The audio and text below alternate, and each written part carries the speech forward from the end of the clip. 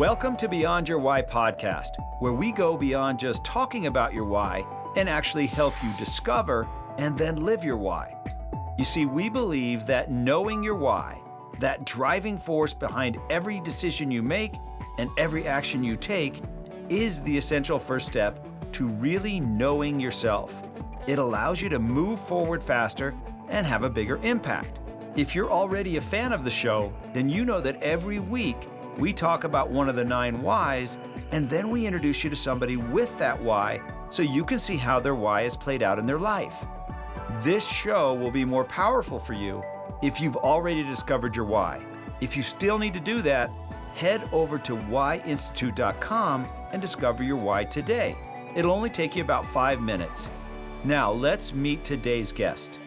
Welcome to Beyond Your Why podcast, where we go beyond just talking about your why and actually helping you discover and then live your why. So if you're a regular listener, you know that every week we talk about one of the 9 whys, and then we bring on somebody with that why so you can see how their why has played out in their life. And so this week, we're going to be talking about the why of make sense. So if this is your why, then you are driven to solve problems and resolve challenging or complex situations. You have an uncanny ability to take in lots of data and information. You tend to observe situations and circumstances around you and then sort through them quickly to create solutions that are sensible and easy to implement. Often you are viewed as an expert because of your unique ability to solve problems quickly. You also have the gift for articulating solutions and summarizing them clearly in understandable language. You believe that many people are stuck, and if they could just make sense out of their situation, they could develop simple solutions and move forward. In essence, you help people get unstuck and move progress forward. So today I've got a great guest for you.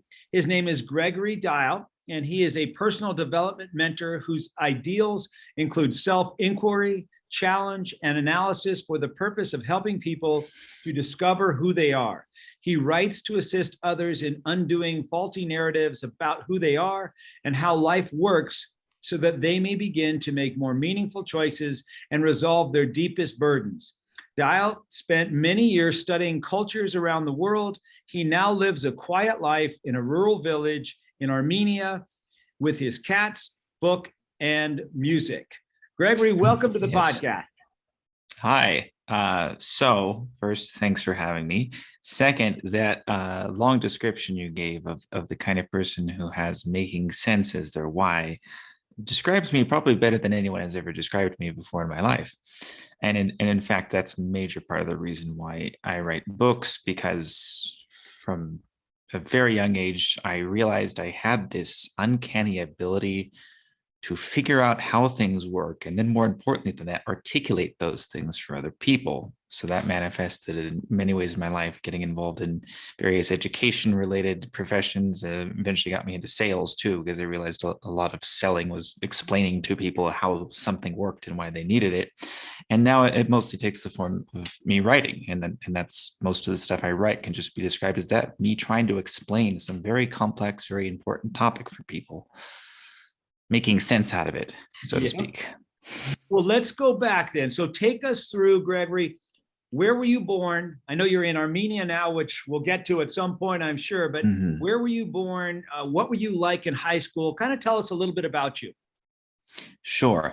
I was born in San Diego, California, spent the first 18 years of my life there, and then I became obsessed with trying to make sense out of the world. And I did that primarily by traveling for the next 10 years or so. I wanted to see as many different parts of the world as I could, because I was curious about how this place worked. And I didn't really accept the explanations and the stories given to me by common sources of knowledge about how the world worked. And I did that for a while, and I felt like I was starting to make sense out of the world. And then I decided I needed to spend more time focusing on myself. So about 3 years ago, I came to Armenia, where my grandmother was from Armenia. So I'm partially descended from here. I was able to get citizenship by descent, and then I bought an old house in disrepair in a village, and I've been fixing it up since then and kind of building a life for myself here in that time. which was right before coronavirus happened, which made travel much more difficult anyway. So it was a really good time for me to stop traveling. Wow. Okay, so let's go Yeah. back. So high school, what happened to you after high school? You traveled. What are the different places you traveled, and how did you pick them? I've been to about 56 countries now. The first place I went to was Costa Rica, and that was mostly just a convenience thing. It was an easy place for a young Californian to go hang out for a while with no responsibilities, no worries, little money. But after that, I wanted to see much more difficult, much more challenging places. I had to learn how to support myself financially, sometimes by taking English teaching jobs locally or learning how to work online and start my own entrepreneurial endeavors, which is a big part of my life now. But it was mostly just about saying, what place will challenge me the most and make me the most uncomfortable because of how its culture works, its politics, its laws, just the way they do things is totally different than what I'm expecting. To date, I would say the worst place I've ever been is China, because they have a lot of very strange totalitarian, authoritarian policies that really hurt the soul of someone like me who values freedom and passion and individuality. Iraq was another difficult one. And there've been a lot of great places too, all the places that people love to go on vacations, like Costa Rica or Bali or something.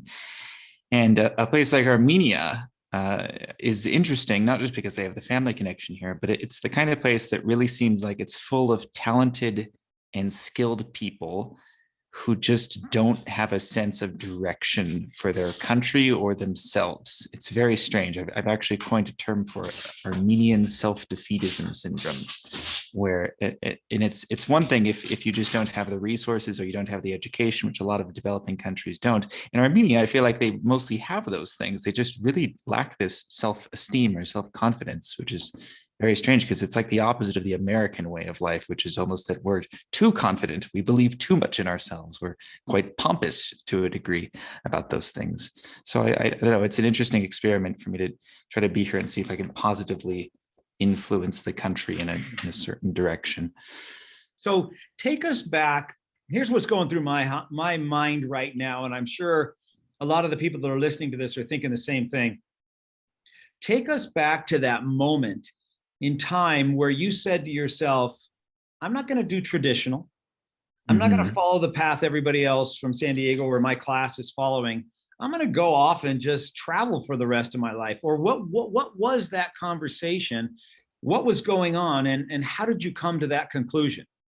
Well, I think it's when you're young, well, really at any age, but especially when you're young, it's almost impossible to know that the choice you're making is the right choice if you're trying to pick like a life direction, which is why it never made sense to me to commit myself to something like a 4-year bachelor degree at college, even though I was quite smart and I enjoyed learning and all those things. I did well in school when I tried it and I cared enough to try.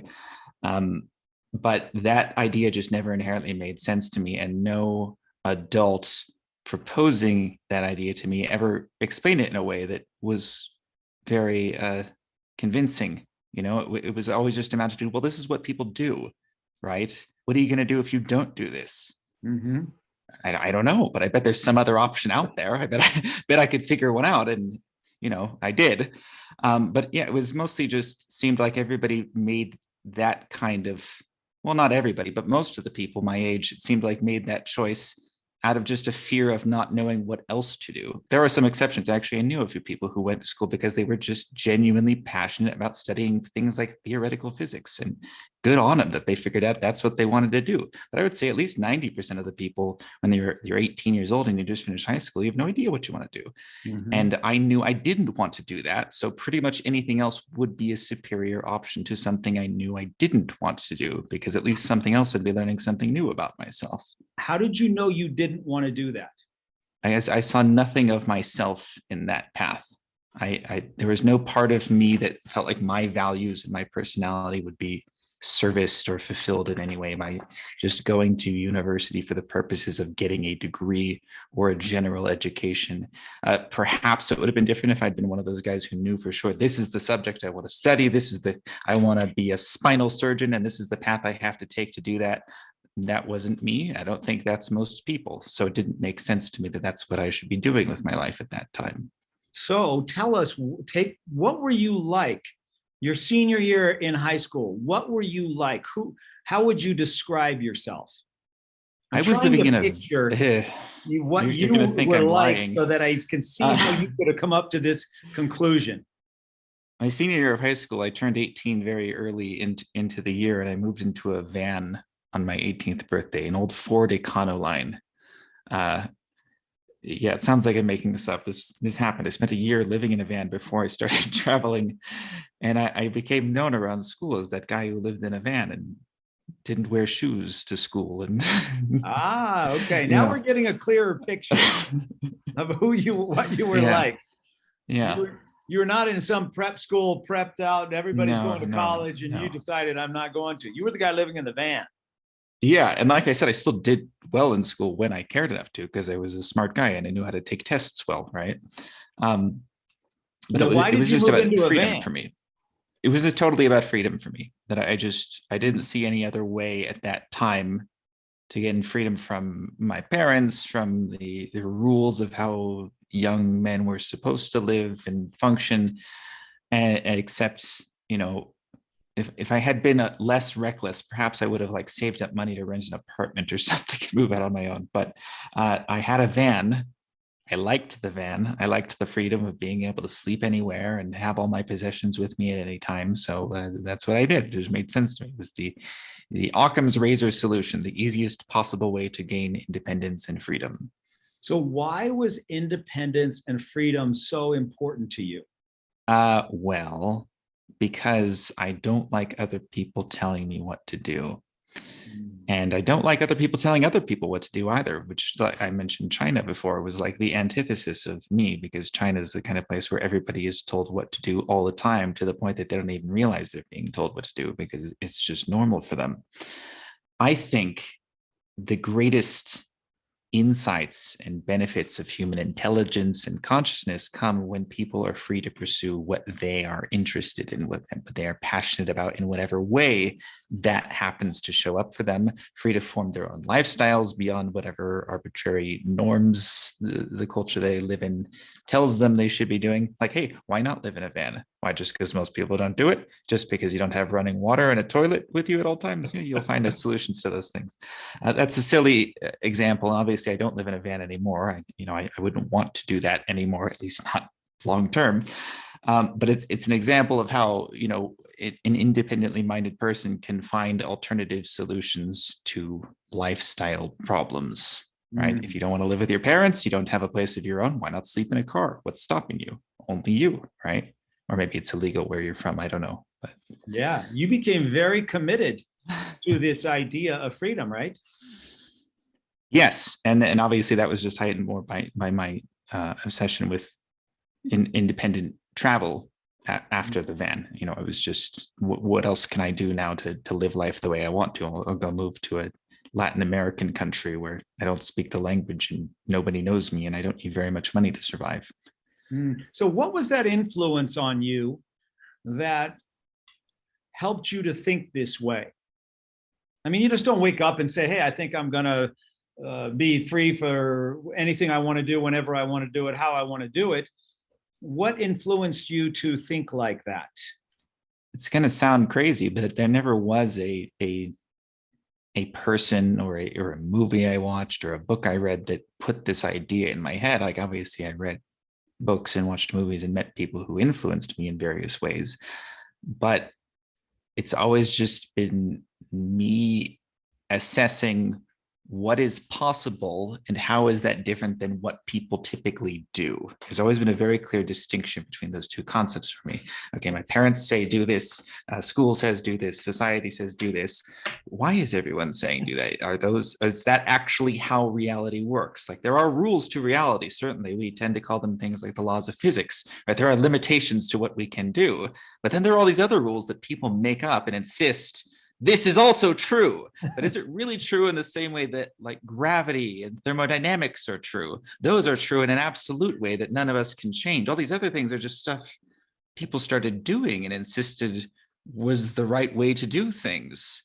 And it didn't make traveling sense. just, right. Well, some of them do make sense. Some of them are good ideas generally. But a lot of them don't, and they're quite arbitrary. And that's the kind of thing that really gets reinforced by travel, because you see, oh, well, in this country, they do things this way, and everybody's sure that this is the correct way to do them. You step over the border in another country, now they're doing things this way, and they're all sure that this is the correct way to do them. Love that.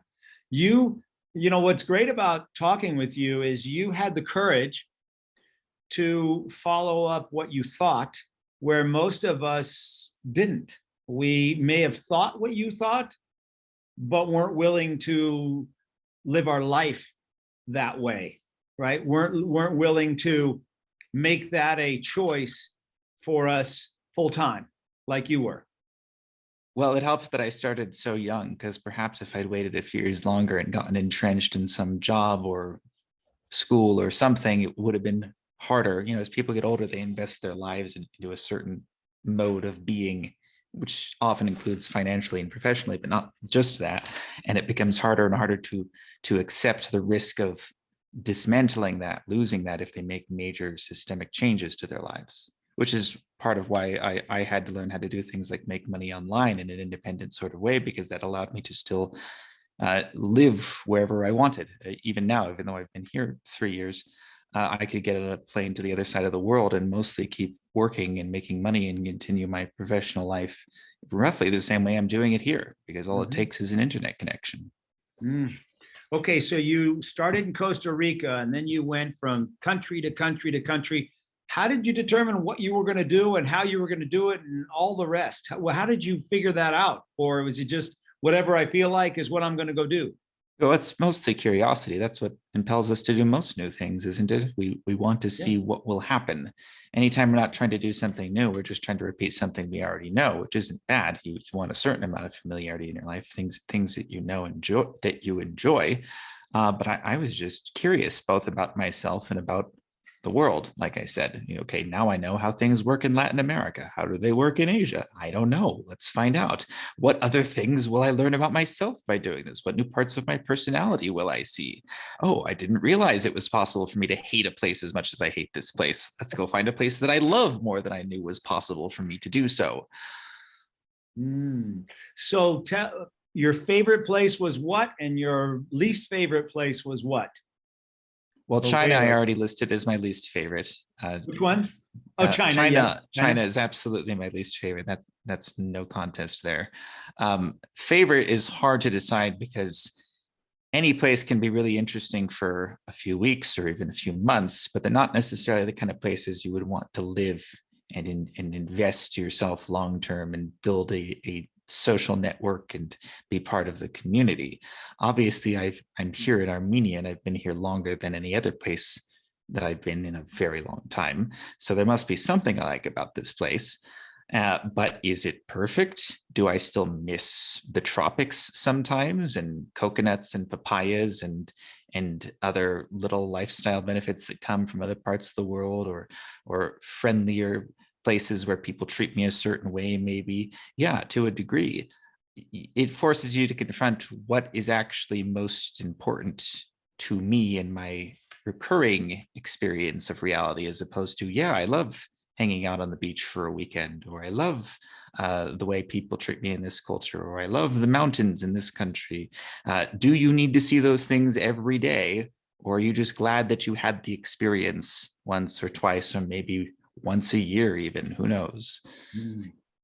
Yeah. So it sounds like a lot of alone time in your travels. Well, yes and no. For a lot of it, I was certainly traveling alone and certainly felt alienated from many of the cultures I went to. But being an English speaker is really useful, because there's English in just about every country in this world so far that I've found. And also, several years into my travels, I eventually realized there was something called a digital nomad, which was other people doing the same thing I was doing, just kind of in a different way, working from a laptop and hanging out in Bali or Thailand or whatever. And so at a certain point, it became easier to join communities of perpetual travelers and tourists. And that actually really changed my perspective a lot, because for the first 5 years, at least, I was like, this is me versus the world. I'm not doing my own thing that nobody understands. Oh, there are other people doing this. Well, similar thing, not quite the same thing I'm doing, but so it's just another way your mind opens, where you think you're doing one thing, you think these are your options, and then you realize there's this whole other world you haven't explored yet. And I'm always looking for more of that, because I'm 33 now, and I'm always discovering new options for myself, even here in Armenia, getting involved in new projects, meeting new people, and my perspective is constantly changing. So is this a fair question? What's the most valuable thing you've learned or lesson you've gained from your time as a digital nomad? Yeah, much of what I've learned from travel, just due to the variety of experiences that come from living this kind of life, could be more broadly said to apply to all of life, right? I think what we call wisdom is typically just being able to derive the principle from a set of experiences and generalize it to all things, right? So you experience one thing one way and you realize, oh, this is actually true for other kinds of experiences too. We call that wisdom typically. I would say that the most important thing I've learned from having a wide variety of experiences is that you need to find out what is most important to you out of all possible types of experiences you could have. Because like I was saying before, anything can be stimulating, entertaining, exciting when it's new, or even the first few times you do it. But eventually you realize this is not sustainably fulfilling to me. There's something else I want to be doing, and this isn't it. So what is that thing? What is the kind of thing I should be doing every day of my life that I will continue to find meaningful, that I will continue to get better at? You know, when you get really good at any given skill or domain of knowledge, the first 99%, you learn it and you think you understand it. And then there's that remaining 1% that just gets increasingly more and more refined the more you learn about it. I'm a musician. I like playing the piano. There's one behind me, and a few other instruments like the guitar. And I'm pretty good at them. I'm probably better than 9 out of 10 people who play them. But I watch people who really, really dedicate their lives to these things, and they're doing things I can't even understand. Like how are they playing that many notes so fast and memorizing all these complex pieces? Because that's not my passion. That's not the thing I need to be doing every day of my life. But for those people, it is. But there are other things that I do every single day of my life that other people would say, how do you do this every day? How are you so obsessed with this? How do you reach levels of refinement on that? Well, because it's genuinely fulfilling to me. And I would feel like there's something wrong with me if I weren't doing it. So if you could find out what that thing is, preferably as soon as possible, so you can start incorporating that into your life as much as possible, I think that's a pretty good way to guarantee some level of happiness, fulfillment, and if you're entrepreneurial, professional success in life too. So what was that thing that you figured out was most important to you? Well, it's kind of what I started talking about. I like explaining how things work, because I am the kind of guy who needs to make sense out of things. And more than that, I'm the kind of guy who sees problems in everything around me. It's really quite infuriating. And in fact, one of the only ways I manage the frustration and the pain that comes from seeing inefficiencies and misconceptions and mistakes in the way people do things all around me is that I try to help fix those things. I try to explain to people, hey, here's a better way to do that. Most recently, that's manifested as me. First, I started teaching English here for free at a community center in town, because I saw the level of English education here was just atrocious. And I'm not particularly passionate about teaching English. I'm passionate about the language English. I'm passionate about communication. That's why I'm a writer. But I saw a problem that I was in a unique position to fix, that these people have horrible options for learning English, a skill that will help them throughout life, especially if they want to work internationally and travel. It's going to be much better to speak English than Armenian, because no other countries speak Armenian. And like I said before, every country speaks English to some degree. And so I felt like I needed to do something to help, because I see the problem and I see the solution. And frankly, no one else is going to do this if I don't do it. And now that's turned into, I'm teaching other people how to teach English. I've just scaled up to the next level because there was enough of a want for this, enough of a need for this solution that, well, I can't teach everyone in the country how to speak English. So I'm going to teach other people how to be better English teachers. And what'll happen after that, I don't know. But it's an example of what I need to do for my life to be tolerable, to meaningful. I Yeah. have to solve the problems that I see.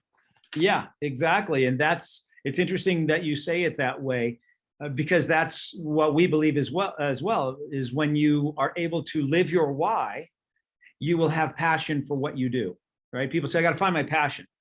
Well, if what you do is in line with why you do what you do, you will have passion for what you do. And passion is that fuel that gives you the energy to keep going, to pursue your dreams. And so in your case, if your why is to make sense out of complex and challenging things, and then you get to do that every day, like you said, man, how much better does it get than that? I don't know what other kind of life there is for someone like me. Frankly, I can't picture There isn't anything else. I don't know what that would be.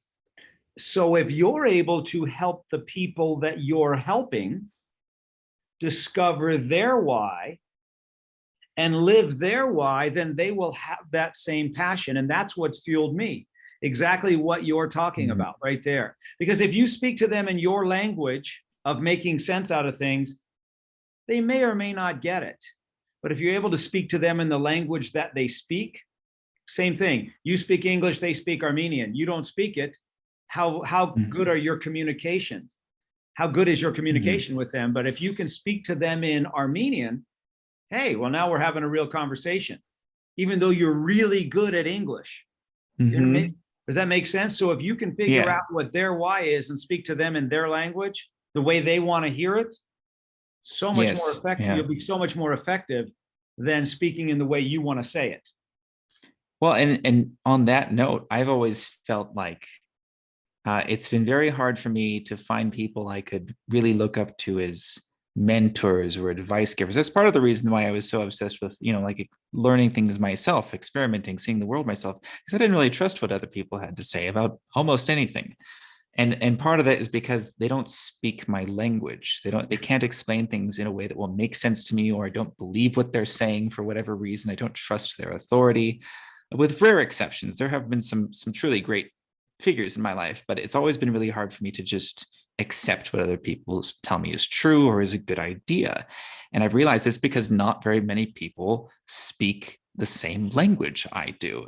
And so I try to embody as much of that language as I can in my writing or in my teaching, not to try to tell everyone you should speak the language I do because it's the best language, but rather just to provide an option for other people who do speak that language and think that no one else does, like I once did, right? Because there will be some people who read one of my books or hear what I have to say and say, finally, this guy is saying the thing I've been waiting my whole life for someone to say. I didn't know there were people saying these things.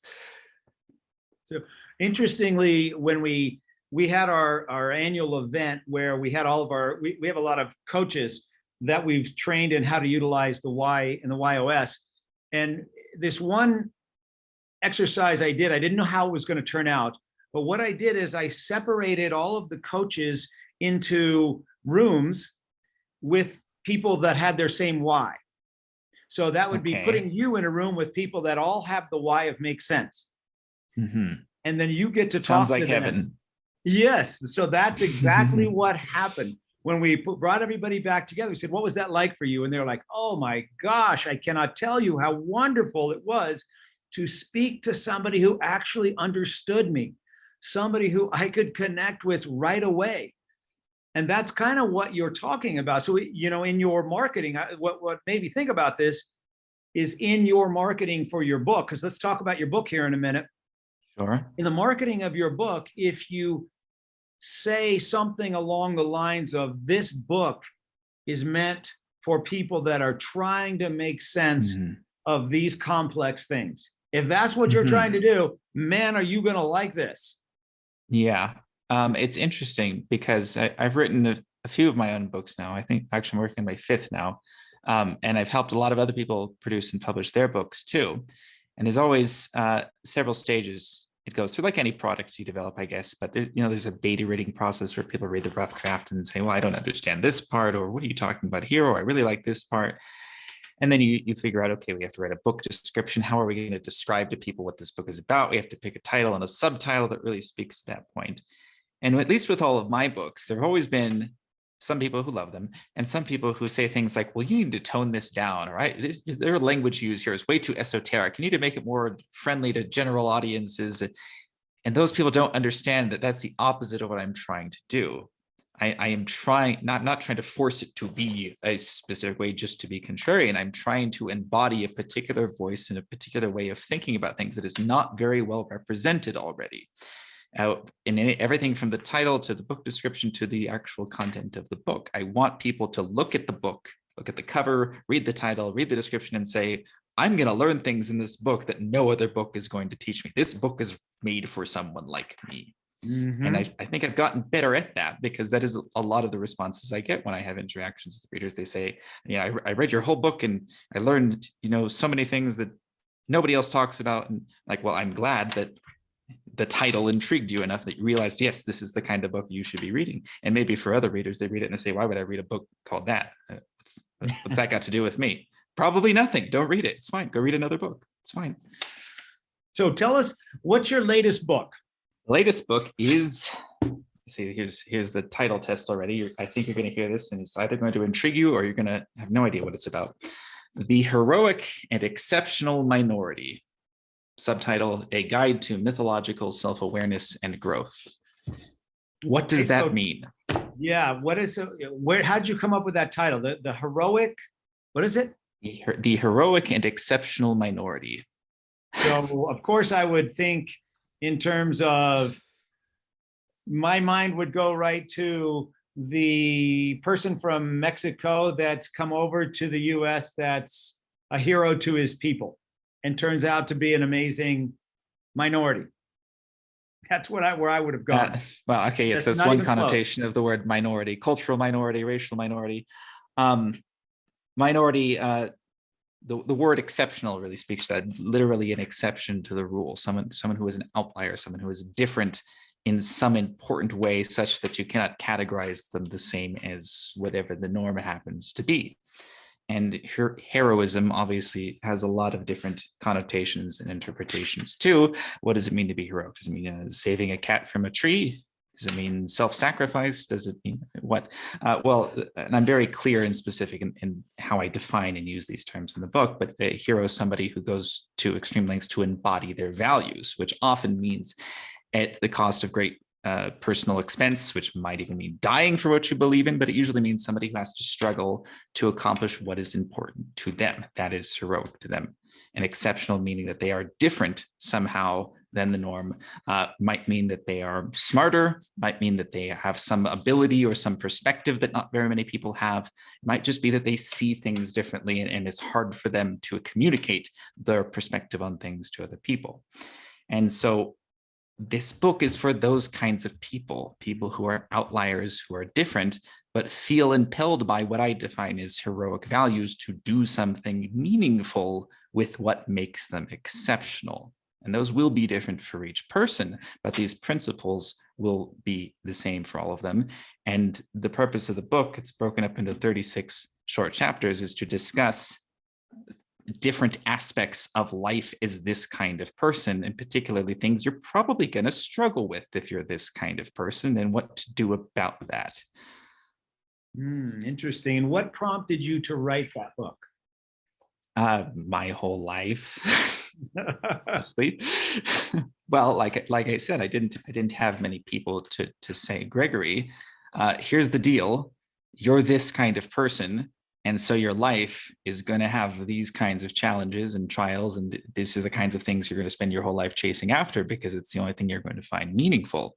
Nobody ever said anything remotely like that to me. I had to slowly figure that out myself.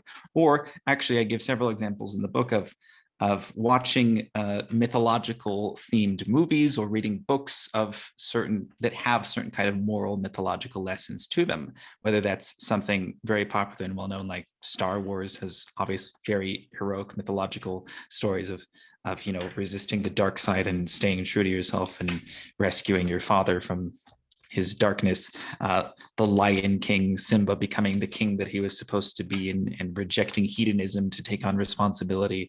I kind of posit that it is those kinds of timeless mythological stories that often give us guidance that we might not have in our personal lives. If we don't have an Obi-Wan Kenobi or or a Gandalf in our lives to tell us, Frodo, this is the journey you're on. Luke, you have to learn to use the Force, which I think, frankly, very few of us actually do. But we still have this archetypal idea of what these people are supposed to be and the kind of guidance they're supposed to give us. We can still piece together these universal, timeless truths on our own if we're willing to explore and experiment and deal with the costs of doing all those things. So this book is meant to just summarize all that and say to them, hey, you're not crazy. This is if you respond to what is in this book, I'm almost certain that you're this kind of person. So maybe take these things into consideration. Well, in my language, in the why, so you discovered your why, but there's also your YOS. It's called your why operating system, which is your why you do what you do, how you bring that to life, and then ultimately what people can count on from you. I would say, based on our conversation, and I bet a lot of the listeners would pick this up, I would say that your why, which we already know, is to make sense out of the complex and challenging. You're a great problem solver. You see things that are keeping people stuck and helping them solve it. Now, how you go about doing that is by challenging the status quo, thinking differently, thinking outside the box, imagining stuff the rest of us have never even seen. And then ultimately what you bring is a better way to move forward, to get results, to live the life that you want. And so your why would be make sense, your how would be challenging the status quo, and your what would be finding a better way. Does that make sense to you? And you've just described entrepreneurship in a nutshell, which I've also mentioned a few times here. This book isn't specifically about entrepreneurship, but everything described here could be called entrepreneurial principles, which is actually the subject of my next book, which is working title is Everyone is an Entrepreneur, which is about realizing that we are all in a position to improve the way things are done, to create something that didn't exist before, to change the world for the better, and perhaps make money at the same time. Why not? Because that's what the purpose of an entrepreneurship is, to receive profit for improving the way things are done or creating something that didn't exist before, which is a very heroic approach to life, at least according to the way I'm using the term heroic. I love that. Well, okay, last question for you. What's the best piece of advice you've ever received? I haven't received a lot of good advice in my life, unfortunately. But so what's the worst? Which was the best? And were you open to it? I think that the best piece of advice I should have received, if there had just been someone to say this in my language, at least. Maybe there were people who tried to say it in ways that I wasn't ready to hear. That's quite possible. But if there was somebody who could have said it in the way that I would have responded to, it would have been, okay, Gregory, you're not crazy. You're pretty bright. You're pretty good at figuring things out. But you're going to make a lot of mistakes in the process of figuring things out. And some of those mistakes are going to have long-term consequences that you might even think at the time you can never recover from. But you should at least proceed with the self-confidence that there is a meaning to your madness, that you're not just chaotically searching and exploring for no purpose. You are discovering something about yourself that is meaningful, that is important, and no one can tell you exactly what that's going to end up being. But just know that you're not crazy. There is something to this. You just have to figure out what that something is yourself. That conversation probably would have changed my life and saved me several years of mistakes. Maybe, right? Who knows? Or maybe I would have ignored it completely and just did everything the same anyway. Who knows? That's also possible. Yep. So if there are people that are listening that want to connect with you, they want to buy your book, they want to learn more about what you're doing, what's the best way for them to get in touch with you? The book is available on Amazon or Barnes & Noble or any major online retailer. Again, the title is The Heroic and Exceptional Minority. If you want to contact me, I am on Facebook, or go to my website, GregoryDiehl.net. Last name is spelled D-I-E-H-L. So I've been saying it wrong.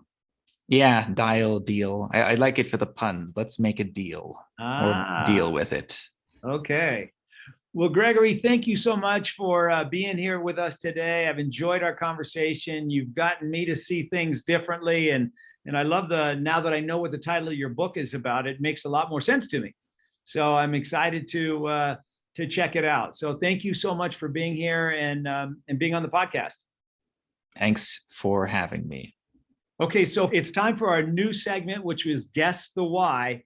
And I've got somebody that I want to ask you. Hopefully you have seen the hit TV series called Yellowstone, because I want to know what do you think John Dutton's why is? John Dutton is the patriarch of the Yellowstone Ranch, and there's so many things that happen in that series. My wife and I have been watching that. So if you've been watching it, what do you think John Dutton's why is? He's the guy that protects the family, takes care of people that he has great relationships with, and he's got lots of different relationships. I believe that John Dutton's why is trust, creating relationships based upon trust. Because if you're on his side, if you have that brand, because he brands those people, some of the people that work with him, if you have that brand, there's nothing he won't do for you. He will trust you implicitly unless you break it. And then if you break his trust, you're gone, you're out. So I believe that John Dutton's why is to create relationships based upon trust. What do you think? What's your take on John Dutton's why? I want to thank you so much for listening today. If you've not yet discovered your why, go to whyinstitute.com and use the code podcast50. You can discover your why for free. If you love the Beyond Your Why podcast, please don't forget to subscribe below and leave us a review on whatever platform you're listening on. And I look forward to seeing you and having you listen next week. Have a great week. Thank you. I really hope you enjoyed today's episode and that through today's guest, you heard how important it is to know your why and how impactful it can be in your life and the lives of those around you. Be sure to head over to whyinstitute.com and discover your why today. Remember, the more you know about yourself, the more you'll know about others. I'm Dr. Gary Sanchez, and I'll see you on the next episode.